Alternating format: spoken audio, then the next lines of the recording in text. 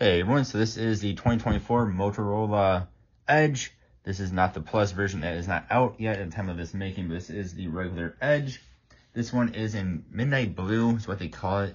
It looks pretty much black. It's a super crazy dark blue, but again, it looks pretty much black. This is starting at $550. You get 256 gigabytes of storage as well as 8 gigabytes of RAM for that price. You get a Snapdragon 7S Gen 2, and then you get 8 gigabytes of RAM again. So it is a really good phone, I will say, for $550. This is an excellent phone. Hopefully you can tell how skinny this thing is on camera. It is nice and very lightweight, and it is very skinny, just like last year's, just like all the other Edges out there. Hence the name Edge, nice and skinny. What's really cool with this phone is this thing can charge at 68 watts wired. It does not come with that in the box, unlike last year's Edge Plus, which came with it. Maybe this year's Edge Plus will as well. This does not come with the charger in the box, but it can charge at 68 watts wired, while otherwise 15 watts wireless, which means it will charge up very, very fast. Dimension-wise, you're talking 6.28 inches tall, 2.83 inches wide, and 0.31 inches skinny. Skinny wise, comparing it to the 24 Stylus 5G, it is that'd be 0.01 inches skinnier, which doesn't sound a whole lot, but you can see here it is actually quite a bit skinny. I mean, the thing is crazy skinny. And then it weighs about 174 grams. So again, this thing it's a good size display on it, but it is nice and light and skinny. And speaking of the display, this is a OLED display, very, very nice display. We'll come back to that in a moment here, but it is 6.6 inches, which we'll compare again to the Stylus here, the Stylus 5G. This is 6.7, so this is actually a little bit bigger compared to the Edge here. But taking a look around this really nice looking phone, this does have the vegan leather, which you guys can hopefully see the texture in here. Yes, it does attract stuff. It does have this really nice vegan leather look to it. It looks really, really nice. You have this blacked out Motorola symbol. You have this really nice smoothed out camera bump there with your 50 megapixel regular camera and a 13 megapixel ultra wide camera along with your flash there, of course, and it does say 50 megapixel OIS on it. Looking around the outside, this is all basically very dark, and I don't know if you would call it black, or whatever color you want to call that. I'd call it black, I guess. Very dark gray. You have a mic. You have a volume rocker here. Sorry, it's a little bit hard for my camera to pick up. You have your power button. You have another mic there. You do have a you have a speaker, no headphone jack on the Edge. You do have another mic, USB Type-C, your SIM card slot, and then you do have this button, which we'll come back to in a moment. This is kind of like an action button, similar to Apple's buttons that they now have on their newest phones. And if you look at the SIM card, it does not have a micro SD card slot. You can see there's an X next to it.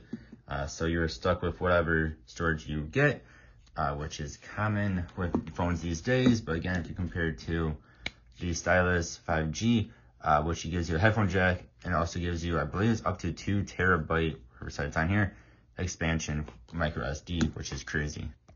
If you want to lock up your phone with a pin, you can do that, or if you want to use Face ID, it works very well. And you can also use fingerprint scanner, which also works very well.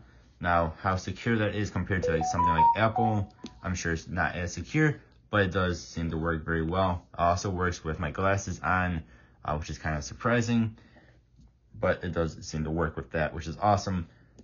Talking about this display here, I might bring this up almost all the way.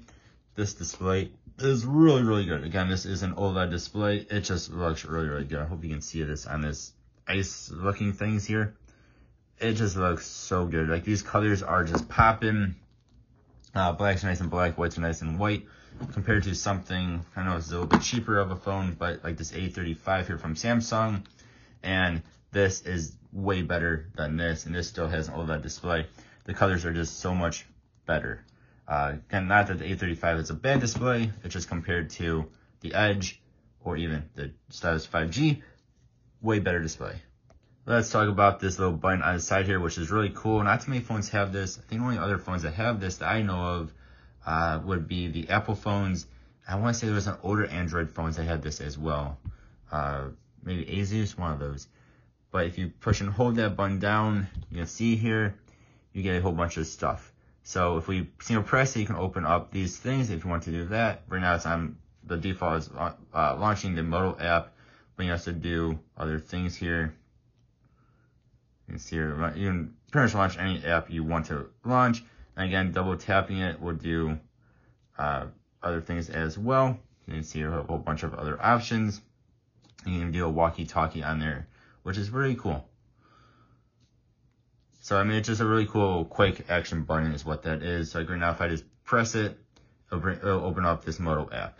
Again, you can change that to any other app you want to open it up to. Very, very cool feature. Let's talk about normal use performance here. So, we'll go to like bestbuy.com.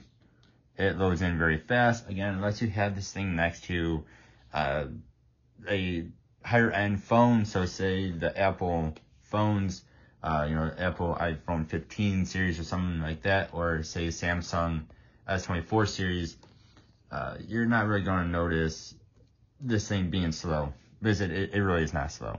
And it has a 7S Gen 2 in it, Snapdragon, and we can see Best Buy loads in very fast. Any other website you go to is going to load in rather fast. We'll go to GameStop here.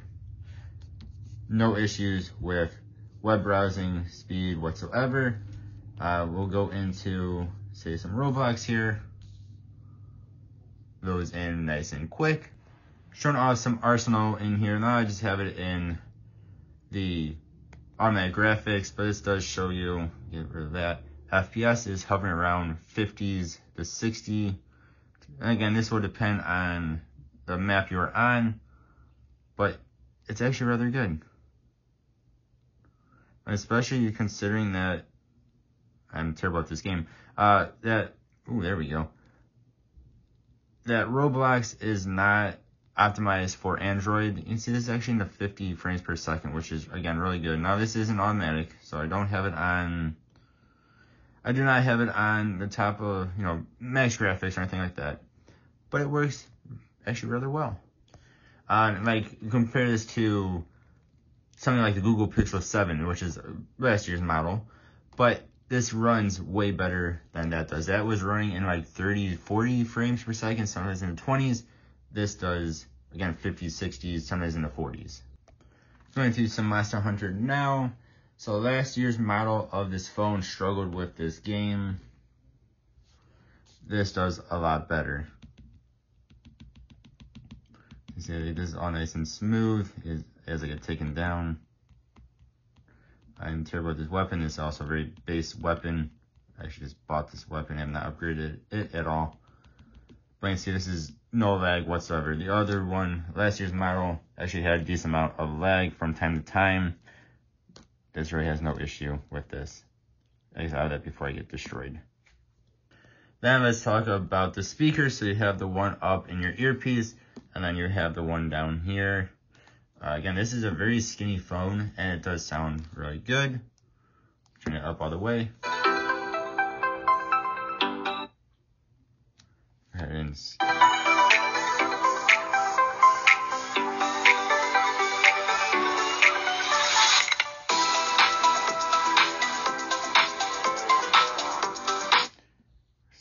my head there.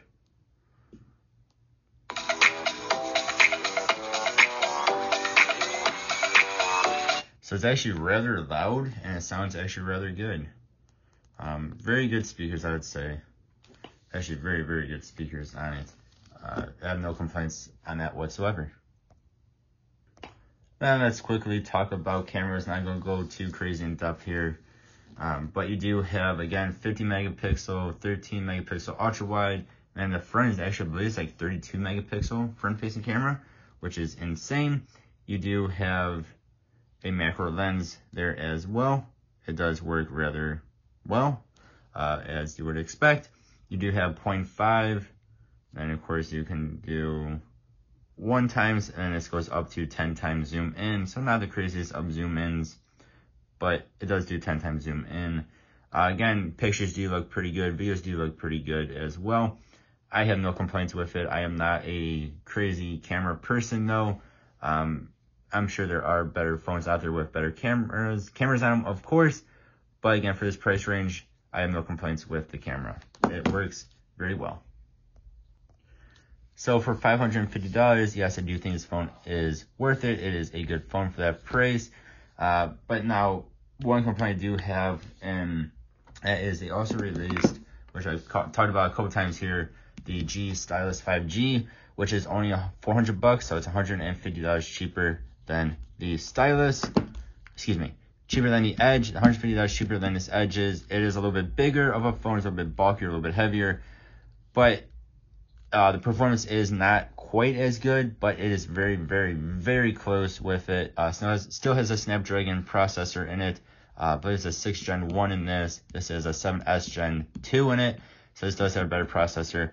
But this gives you 8 gigabytes of RAM as well, just like this. 256 gigabytes in their base versions. But with this guy, you also get a very mild stylus here. You get a headphone jack, and you also get a SD card slot expansion. And you still get excellent performance, and you still get an excellent display, and very, very nice looking phone. So if this was, say, $450, $500, I think it'd be a little bit more worth it. But with a $150 difference, my pick would actually be the G Stylus 5G.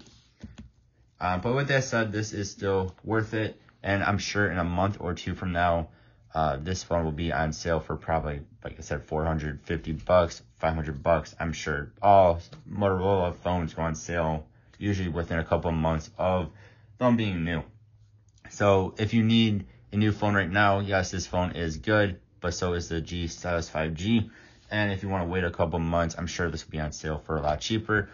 Or if you go on Best Buy's website, you can usually pick these things up open box already for even $50, $100 cheaper than they are new. So, but all in all, yes, this phone is worth it if you ask me. And again, my real only complaint is the price. I think it should be a little bit cheaper compared to the G Stylus 5G. And I'm sure it will be cheaper in a month or two. Y'all let me know what you think, though. Thank you all for watching. Hope you have a good one.